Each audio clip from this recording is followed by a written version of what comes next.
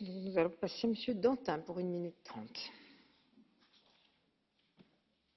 Madame la Présidente, merci Monsieur le Commissaire pour votre présence. Je voudrais d'abord remercier ma collègue Angélique Delahaye pour ce rapport sur ce sujet, la volatilité. Il y a 4 ans, lorsque nous préparions la réforme de la PAC, la pensée qui avait le vent en poupe, c'était de dire qu'il n'y aurait plus de crise parce que tous les cours mondiaux étaient en tendance haussière. Nous n'étions pas très nombreux à réclamer des outils et force est de constater que les quelques-uns qui ont été mis à votre disposition, Monsieur le Commissaire, vous avez été bien heureux de pouvoir les utiliser. Ils ne vont pas assez loin, nous le savons aujourd'hui.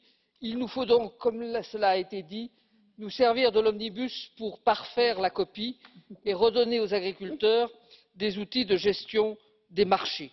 La volatilité, c'est d'abord le fruit de l'obscurantisme. La volatilité, ça touche aussi bien l'amont que l'aval de l'agriculture. Et au final, l'agriculteur, parce qu'il est isolé, en est la victime.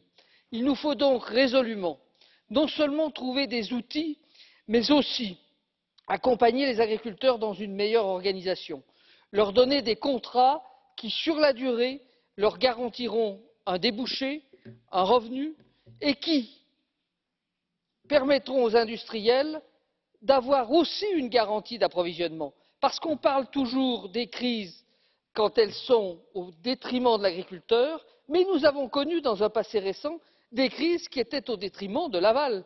Et l'aval sera bien heureux d'avoir des contrats qui assurent les choses dans la durée. Il faut se poser la question, Monsieur le Commissaire, pourquoi dans la plupart des pays européens, les organisations de producteurs ne sont pas plus fortes? Pour 1 minute, Monsieur Tarabella. Merci Madame la Présidente. Je vais essayer d'être original dans ce débat. D'abord, pour dire que dans la grisaille ambiante où les aides agricoles ne sont pas du tout tenant compte de la réalité économique des agriculteurs, par rapport au fait que la Commission reste évidemment dans un carcan budgétaire dans lequel elle doit évoluer, que le Conseil fait du surplace à l'image d'Antonio